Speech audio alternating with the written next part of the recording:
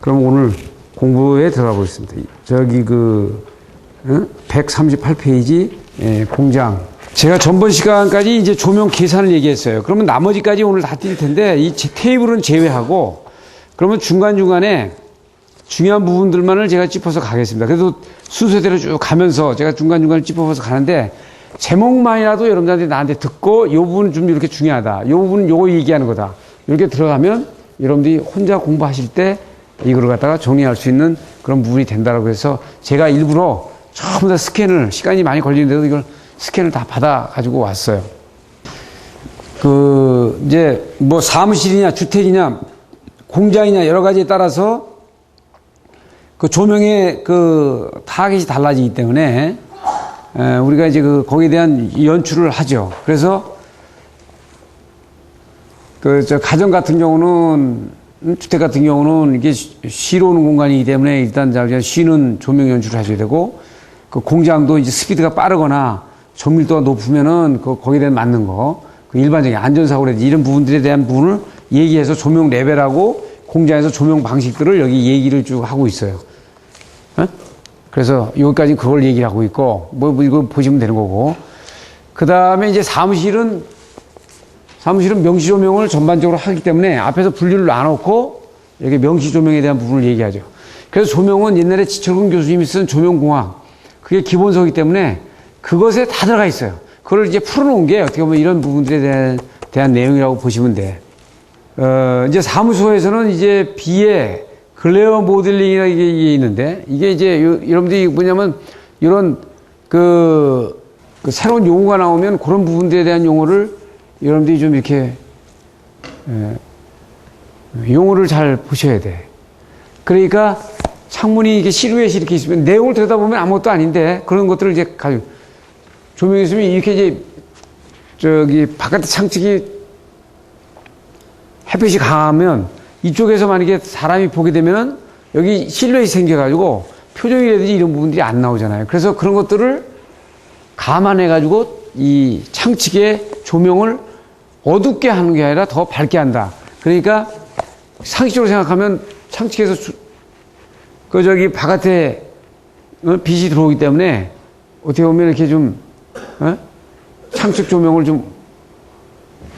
조명 한두 개를 꺼낼 수 있을 것 같은데 오히려 그쪽을 더 밝게 해가지고 그 창측과 어떤 콘트라스트를 맞춰가지고 이런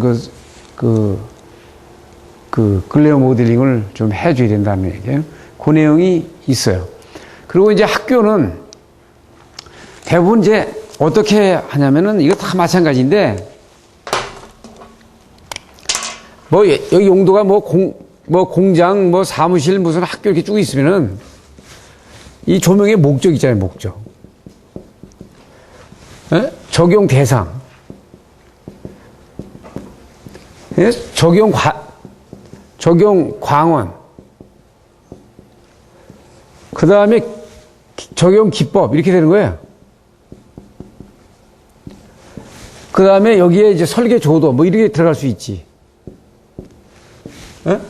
그리고 공장이면은 공장에 대한 목적, 사무실의 목적, 학교의 목적, 이런 식으로 돼가지고 적용 대상은 학생, 사무실은 작업 근로자, 적용 광원 어떻게 할 거냐. 적용, 이렇게 되는 거거든요. 그래서 그거를 이렇게 서술적으로 풀어놓은 것이 지금 여기 나와 있는 거예요. 그래서 우리가 앞에서 얘기한 내용들과 대부분 다 일맥상통합니다.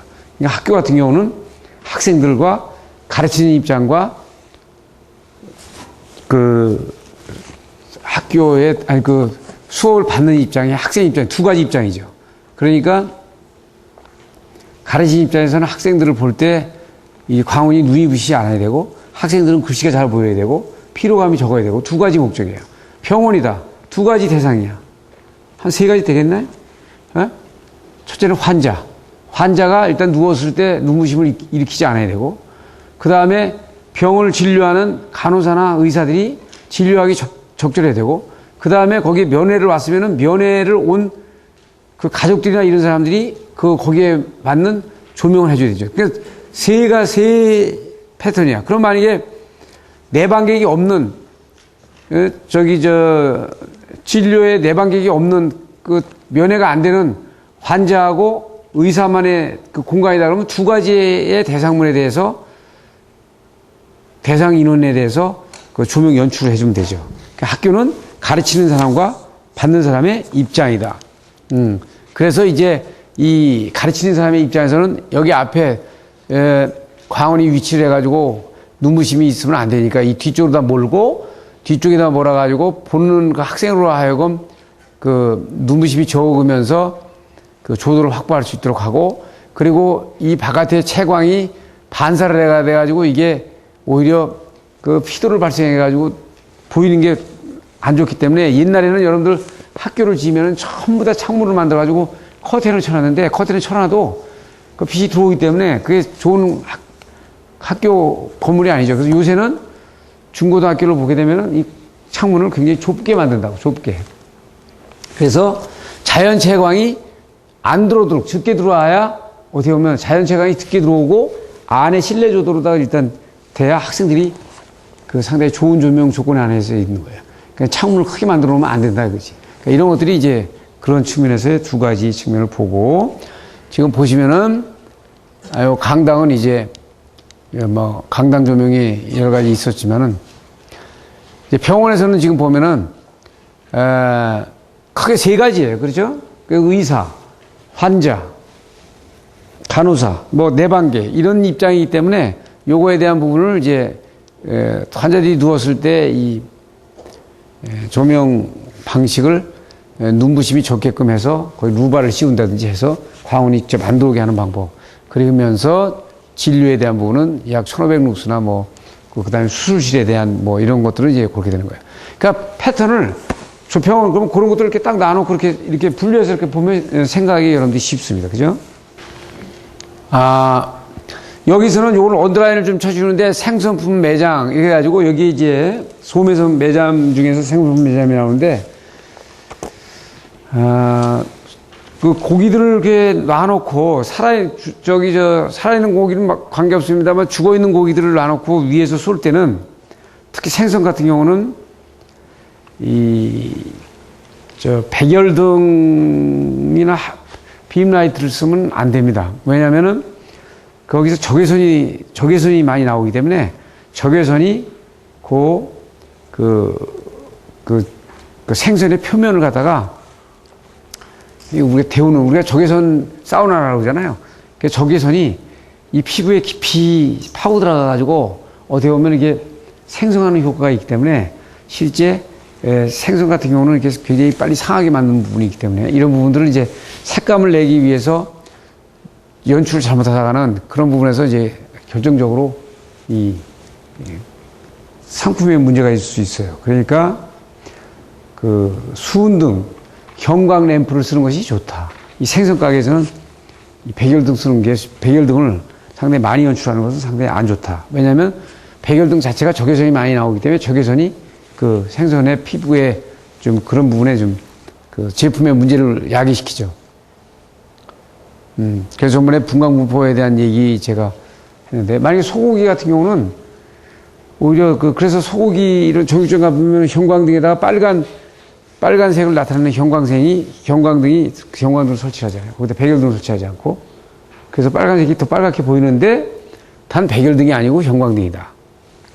그 얘기는 거기서 적외선이 나와가지고 그 소고기나 이런 그 표면에 어떤 그 부식작용을 더 활성화시킬 수 있기 때문에 그러는 거예요. 그 다음에 이제 레스토랑. 그 레스토랑은 제가 여기 저번에도 앞에 얘기했죠. 고급 레스토랑이냐, 조금 싼 레스토랑이냐. 고급 레스토랑은 굉장히 조명을 어둡게 해가지고 조명이 어두우면 사람들이 심리적으로 안정이 돼가지고 한번 앉으면 안 일어나지. 그래서 거기서 매출을 많이, 그 비싼 음식을 많이 먹도록 하는 거고, 좀 싼 음식점은 빨리빨리 먹고 순환을 해야 되니까 이렇게 이제 그 조명 연출을 그렇게 해줘야 되는 거예요. 거기에 대한 내용들을 얘기를 쭉 하고 있어요. 전부 다 심리적인 부분과 같죠. 공통기능에 대한 로비 홀이라든지 이런 모든 여러 개체가 같이 모이는 쪽에서의 조명. 그래서 뒤로 가면 이제 공통 기능에 대한 그 접수 카운터 나오고, 뭐, 컴퓨터실, 기계실, 뭐, 전화 교환실 쭉 나오는데 이것들은 그냥 일반 보시면 됩니다. 그죠? 큰 문제 없어요. 이렇게. 그리고 이제 방제 조명 설비가 나오는데 이 책은 일본 책이기 때문에 그런 관점에서 이 강의가 이제 의미가 있어요. 아, 이 책은 일본 책이기 때문에 일본 애들 관점에서 썼다. 아시겠어요? 예? 그러니까 이건 일본 방제 조명에 대한 얘기입니다. 아시겠죠? 그런데, 이걸 들여다보면서 그 여러 가지를 이렇게 이제 볼 수 있는 거지. 일본에 가시면은 식당이나 뭐 이런 데 가봐도, 그 형광등 아니면 이렇게 중간중간에 꼬마 전구를 이렇게 다 놔놨어요. 그러니까 30W짜리 꼬마 전구. 응?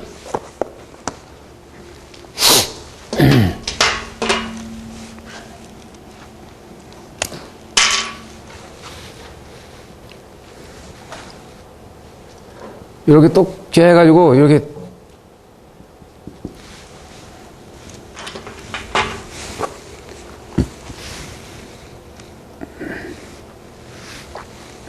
(30W짜리) 꼬마 전구가 중간중간에 있는데 지진이 많으니까 지진이 딱 들어오면은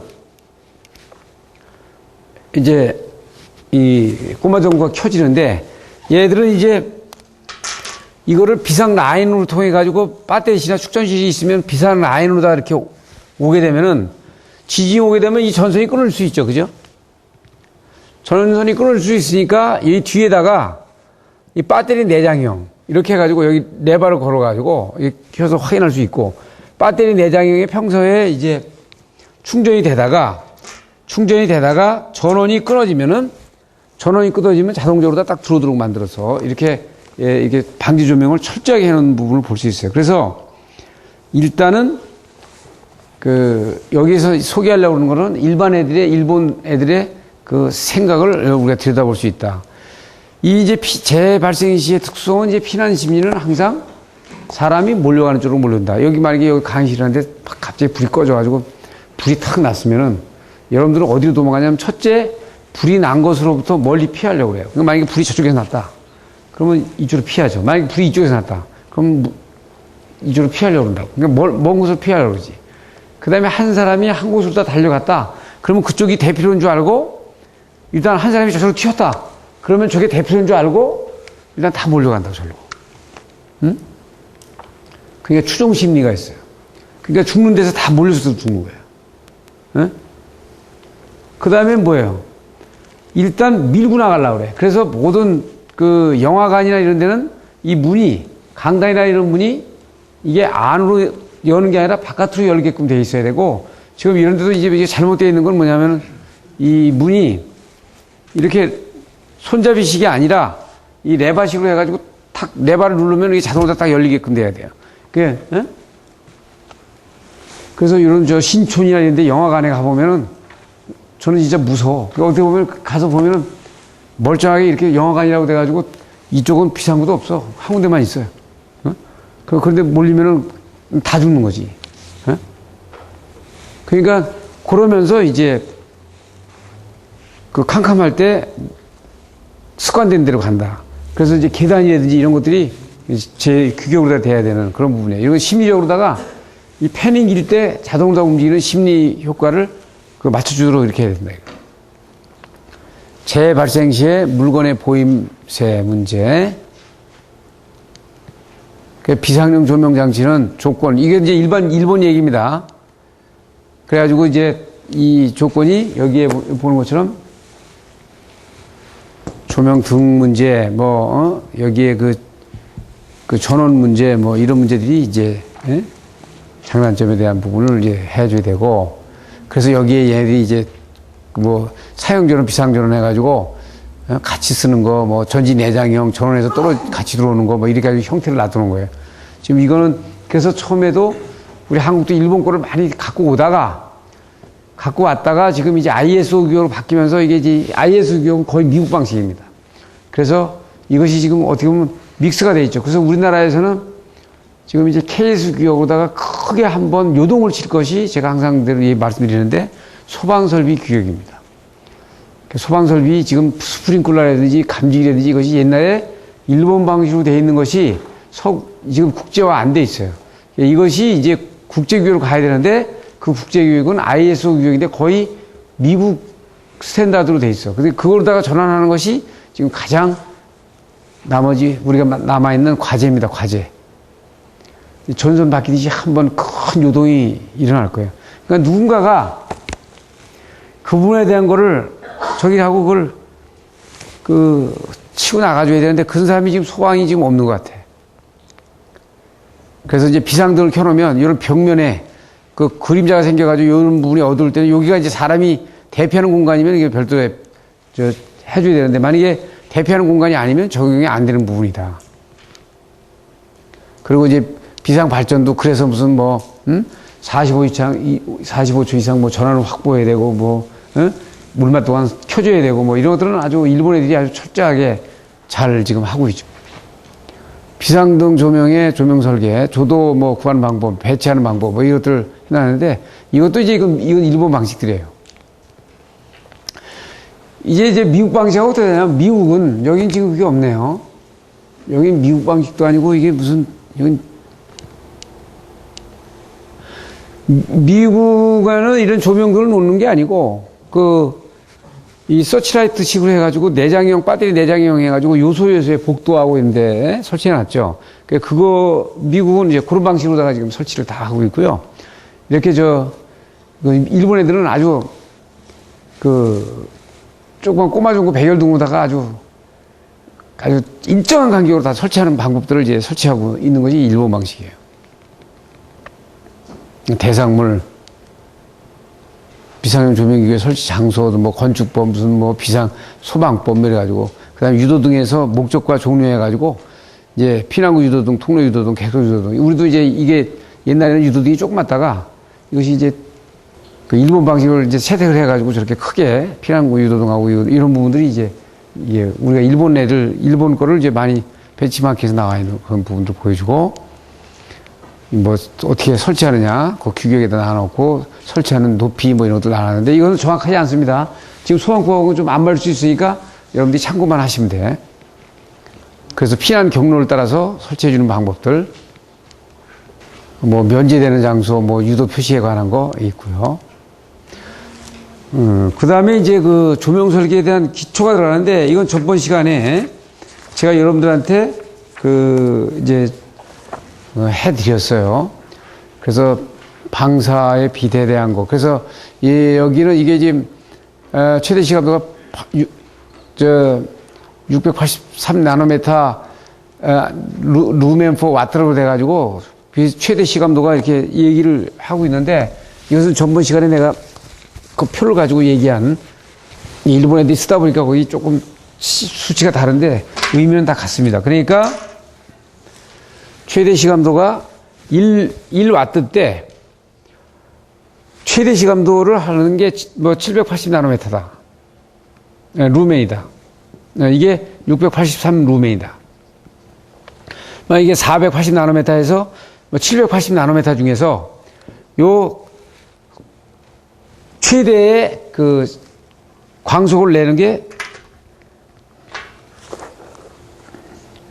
이렇게 된다는 건 전번 시간에 보여줬죠. 그래서 그 파장을 미분하고 시감도를 적분하고 또 여기에다가 더 하려면 여기 X냐 Y냐 이 식에다가 뭐예요? X바를 넣든지 Y바를 넣는데 우리가 Y 시감도 곡선을 우리가 일반 조절하기 때문에 Y바를 넣어줘야 된다. 이거 얘기했고요. 측광능과 단위. 그래서 방사속, 광도, 휘도, 조도, 광속 발산도는 반드시 알아야 된다. 그래서 광속 발산도는 튀어나오는 조도의 광속의 숫자, 조도는 들어가는 광속의 숫자. 뭐 이래가지고 이 내용을 이걸 아셔야 전기도 단위 알고 들어가는 것처럼 이것도 단위가 굉장히 중요하다는 얘기를 했죠. 조명 계측기. 이쪽은 쭉 그냥 보세요. 보시는데 여기서는 이제 시험에 나오거나 할 수 있는 게 뭐냐면 조도 측정이거든요. 이제 사람의 눈에 대한 과학적인 구조 얘기 나오고 이게 왜냐면은 일단 조명이라는 게 빛의 밝기하고 눈에 대한 생리적인 효과의 관계이기 때문에 실제 어두웠을 때와 밝았을 때 어두웠을 때 시감도 곡선이 변화지는 부분을 이제 우리가 퍼킨즈 이펙트라고 그랬어요. 그러면 이것들이 또 순응하는 또 곡선이 또 달라. 예? 그래서 우리가 밝은 데 들어갔을 때는 어두운 데서 밝은 데는 금세 순응이 되는데 밝은 데서 어두운 데 들어가면 한참 있어야 조리개가 들어가는 것처럼 상당히 이게 순응하는 부분이 다르기 때문에 이런 부분들을 이제 고려해가지고 된다. 그래서 요새 이제 그 복합 빌딩을 많이 짓거든요. 그러니까 예를 들어서 무슨 얘기냐면 뭐 밑에는 백화점, 중간에는 사무실, 뭐 위에는 뭐 호텔, 뭐 이렇게 지면은 그 한 사람이 동선이 백화점으로부터 뭐 사무실로부터 호텔까지 이렇게 동선을 일순간에 지금 빠른 시간에 간다 그러면 눈에서 조명에 대한 순응이 이 조도의 차이뿐만이 아니고 여기서는 백화점에서 그냥 휘황찬란하다가 사무실 가서는 뭐 형광등이었다가 그 다음에 또 이렇게 되면은 그런 중간 과정에 반드시 완충지대를 나눠야 된다는 거지. 그러니까 뭐냐면 이게 명수능 암수능처럼 똑같아요. 원래는 이 중간에 이게 백화점이에요. 백화점에서 여기 사무실로 올라가면은 바로 엘리베이터를 타면 바로 엘리베이터를 타고 백화점에 바로 가면은 이 백화점의 조명의 색깔과 조명의 환경에 노출됐다가 이제 사무실에 노출된다. 그러면 여기서도 문제가 생기는 거예요. 그러니까 뭐 밝고 어두운 것뿐만이 아니고. 그러니까 이럴 때는 만약 로비, 엘리베이터 로비가 수능의 장소로 해가지고 사무실에 들어가기 전에 일단 눈이 그 색깔이라든지 이런 부분에 약간 수능을 해가지고 들어가도록 만들고 여기서 다시 뭐 호텔로 간다 그러면 여기도 마찬가지. 그래서 엘리베이터 로비는 색깔의 조명의 환경에 놓이는 부분들에 대한 수능을 해주는 그런 공간으로 활용해야 된다. 그러니까 암수능, 명수능 이게 그래서 조명에 이제 연관이 되는 거죠. 휘도 대비 이건 뭐 이제 보시면 되고요.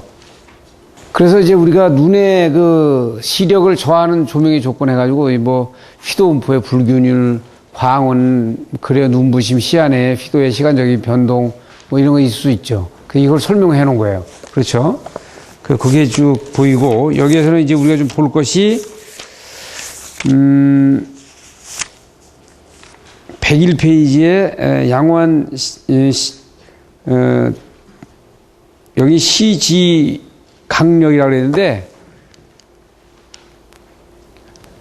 여기 눈의 지각력을 저하시키는 대상물을 선택해 가지고 보시면은 양호한 그 보임의 조건을 갖다 좋게 해주는 것을 해주기 위한 조건들을 했어요. 조명공학에는 어떻게 되어 있어요? 좋은 조명의 조건은 어떻게 돼요? 에? 너무나 아주 기본이기 때문에 좋은 조명의 조건이 뭐야? 에? 적당한 노출, 적당한 대비, 적당한 조도, 적당한 휘도, 그 다음에 어떻게 돼요? 크기가 있어요, 크기가. 아무리 다 좋아도 물건이 보이는 게 너무 적으면 안 되잖아요. 대상물에 적당한 크기가 있어야 돼, 크기가. 에? 에? 이건 명시적인 거지. 그리고, 그 다음에 분위기. 에? 에? 요것이 이제 여기서는 좀 중요한 부분이에요. 그죠? 그래서 이제 뒤로 가면 조명의 질과 양 해가지고 이제 여기에 광각, 뭐, 휘도의 식별 쭉 나옵니다. 그죠? 그래서 이거는 그냥 쭉 참고해 보시면 돼. 여기서는 이제 우리가 시험 문제 좀 가끔 나왔던 거는 여기 보면은 요 감능 그레어하고 불키 그레어가 있어요. 거기다 쓰세요, 여러분들. 거기 옆에 감능 그레어와 뒤에 이제 불키 그레어가 나온다고. 감능 그레어는 뭐냐면은 사람이 앞을 보는데 여기 대상물을 보는 거예요. 여기 이걸 보는데 이게 지금 정확하게 보여야 되는데 광원이 여기 시야에 내어 있지는 않아요. 그런데 여기에 하나의 막을 쳐줘가지고 이게 이 보이는 능력이 떨어지는 거야. 불쾌 그레어는 뭐냐? 여기에 보려고 하는 대상물 옆에 눈부심이 있는 광원이 있어요. 그래서 여기서 아주 불쾌함을 느껴가지고 그 보고자 하는 대상물을 보는데 굉장히 아주 그 방해를 줄 때 이거를 불쾌 그레어라고 한다. 그래서 감는 걸레와 불쾌 그레어를 비교하고 설명하라. 뭐 이런 시험 문제도 옛날에는 몇 번 나왔었어요. 에? 에? 그래서 두 개가 얘기가 돼서 나왔다. 여기서 요것이 조금 중요하니까 그 부분을 좀 보고요. 그 다음에 이제 그레어도 그러면 이렇게 되는데 두 가지가 있다. 용도가 직시 그레어와 반사 그레어. 그러니까 그냥 창문이 반사돼가지고 나한테 눈부시 될 수도 있는 거고 바로 눈부심이 되는 부분이 바로 눈에 들어올 수도 있고 그러니까 두 가지가 이제 우리가 볼 수 있어요. 여기 이것들은 이제 참고해서만 보시고 그레어 지수는 그레어 인덱스라 그래가지고 이 지수를 많이 사용해요. 조명기구 같은 데서도 사용을 많이 합니다. 예? 그래서 직시 그레어는 바로 그냥 그 눈부심을 일으키는 저희가 바로 눈에 들어오는 부분이고 반사 그레어는 창문이나 이런 부분에 반사돼가지고 들어오는 부분들을 이제 얘기를 할 수 있다. 예? 그리고 이제 조명광의 깜빡임, 프리커 지수 뭐 나오는데 이건 그냥 큰 문제는 없어요. 요새는 뭐 별로 없고 분광 분포와 색깔의 지각 이게 굉장히 중요합니다. 이거는 딱 아주 간단하게 얘기해가지고 낮에 밤에 옷을 고르지 말아 하는 거예요. 그러니까 밤에 고르는 거는 낮에 분광 분포 곡선에 눈에 노출돼가지고 보는 색깔이 정확한데 밤에 보면 밤에 분광 분포 곡선이 다르니까 그 색깔이 제대로 연출이 안 되는 거지. 아시겠어요? 그래서 그 야간 조명은 가능한 한 이제 저기야 되는 이걸 갖다가 분광 분포를 어떻게 가져갈 거냐. 어떻게 야간 조명, 일반 자연 조명과 똑같이 가져가느냐가 이게 이게 핵심이에요. 그래서 전번에도 얘기했지만 LED가 한 가지 빨주노초 파남보 이런 단색을 나타낼 수 있지만 이 조합적인 색온도하고의 관계에서 그 변화하는 그 분광분포 곡선을 갖다가 나타낼 수가 없기 때문에 그게 상당히 지금 문제다. 예? 그래서 이게 색지각과 심리 물리적인 평가 이게 아주 중요한 내용이기 때문에 그 심리적인 부분에 예? 제가 여러분들한테 그 얘기했잖아요. 빨간 천장도 빨갛고 벽도 빨갛고 바닥도 빨갛고 뭐 침대도 빨갛고 뭐 모든 것이 다 빨가면은 빨간 데다 사람 24시간만 하나 넣어놓으면 거기다 반 미쳐서 나온다고. 그 색깔이 그만큼 무서워요. 그러니까 그래서 저 보라색을 지금 쓰지 말라는 거 아니에요. 보라색 같은 경우가 지금 저기 버스 같은 경우 옛날에 좀 보라색 했다가 보라색은 저기 말하면 죽음, 우울, 그런 그림도 이런 분광 분포에서 색깔을 나타내는 그 연출이 안 맞으면은 그 색깔이 그 연출이 안 돼요. 그러니까 그 상당히 아주 그 어려운 부분이죠. 심리적인 부분이 굉장히 크다. 이게 이제 XYG 색자표. 그러니까 예를 들어서 여러분들 그 전번 시간에 했던 X, Y, G 해가지고 제로서부터 뭐 380나노미터에서 780나노미터까지 테이블을 쭉 만들어 놨는데, 그 숫자가 쭉 있었죠. 그죠? 생각하죠? 그게 하나로 더 나타내는 게 이거야. X, Y, G 해가지고 380나노미터부터 780나노미터까지 스펙트럼의 궤적을 해놓죠. 요게 아마 흰색일 거예요.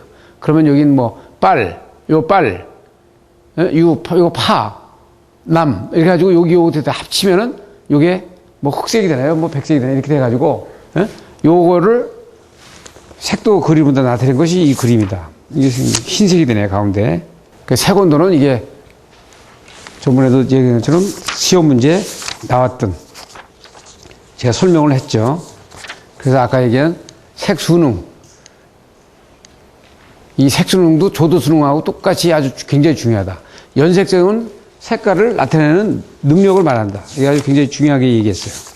그 다음에는 뭐 나머지 그 일반적인 것들은 참고를 마시고, 그리고 나서 이제 보면은 이 색차계 이건 뭐 그런 의미 없어요. 램프가 들어가는데, 램프는 이제 점등 원리, 점등 방법, 광질 및 특색 뭐 이렇게 되는 거지. 예를 들어서 이렇게 돼. 형광등의 점등 원리, 점등 방법, 광질 및 특색, 용도, 용량, 효율, 수명. 백열등의 점등 원리, 점등 방법. 이게 메탈 라이트, 점등 원리 이런 식으로다만 이렇게 딱 여러분들이 여기 나오는 내용들을 딱 정리하고 있으면 돼요. 어? 그렇죠? 요건 뭐 수도 없이 시험 문제 나왔던 문제지. 근데 이렇게 갑니다. 이렇게. 응? 뭐 얘기 전압 여기서 이제 이런 곡선들이 굉장히 중요하고, 예, 100% 전압에 100% 광원이고, 뭐 여기 동전 곡선들 뭐 나와 있는 것들 다 할로겐 정도는 이제 여기에 백열등이 더 진화한 것이 할로겐이다. 근데 백열등은 온도를 올리면은 스테판 볼츠만의 법칙에 의해서 절대온도 4승에 비례해서 광속이 많이 나오는데 빨리 증발을 해버리니까 거기다 할로겐을 넣어가지고 증발을 못하도록 만들고 램프를 짙게 만들고 온도를 조금 올린 거죠. 그래서 여기 할로겐, 이게 증발하면서 할로겐 화합물이 돼가지고 여기 온도가 낮아지면 다시 돌아와서 다시 여기서 분해를 해가지고 할로겐을 넣어놓고 다시 할로겐 가스 가면서 이렇게 계속 순환을 하니까. 근데 이것이 이제 자동차용 전구도 오래 키면은 끊어지는 것이 계속 열에 부딪히면은 거기서 이제 할로겐 가스가 그 특성을, 물성이 조금 변하면 이것이 가서 흡착하고 분리되고 흡착하고 분리하는 성질이 떨어져가지고 이제 수명이 다하는 거예요. 형광 램프도 마찬가지. 점등 원리, 점등 방법, 광질 및 특색, 용도 이렇게 쭉. 이건 앞에 기체 방정에서 다 한 얘기입니다. 그죠? 여러분들은 그렇게, 그러면서 이제 이런 그림들이 많이 나와요. 이런 그림들이 많이 나오는데 굉장히 중요하다. 그랬죠? 그러니까 조명은 똑같은 조도를 나타내고 광속을 나타내더라도 이 분광 곡선이 아주 넓을수록 좋은 거예요. 그래서 요새 3파장 형광 램프 이렇게 나오는 거 아니에요? 그렇죠? 예? 백색 형광 램프에서 3파장 형광 램프로 나오는 거야. 그러니까 분광 곡선이 그렇게 중요하다는 얘기는, 옛날에는 맛없는 음식을 그냥, 옛날에는 그냥 전등 하나 켜놓고 백열등, 형광등 하나만 켜놨으면 됐어. 뭐 분광 곡선이 뭐 이런 건 못 살 때는 그거 생각할 수가 없어요. 어디 아프리카에서 지금 무슨 분광 곡선이 어떻고 무슨 연색성이 어떻고 이거 생각할 수가 없다. 그냥 좀 불만 들어오면 돼. 그런데 이게 좀 잘 살고 폼을 내고 나름대로 미적인 효과를 내려면은 그 분광 곡선이 뭐 이게 다 중요하게 연결이 된다 이거야. 그러니까 옛날에 배고플 때는 그냥 배부른 보리밥이라도 그냥 많이 먹으면 됐지만 이게 좀 맛을 가지고 먹는 것처럼 똑같아. 아시겠습니까? 예. 네. 그렇게 보시면 돼요. 그러니까 이 곡선들이 굉장히 그런 의미에서 중요하다. 예? 알겠습니까? 자, 수고하셨어요.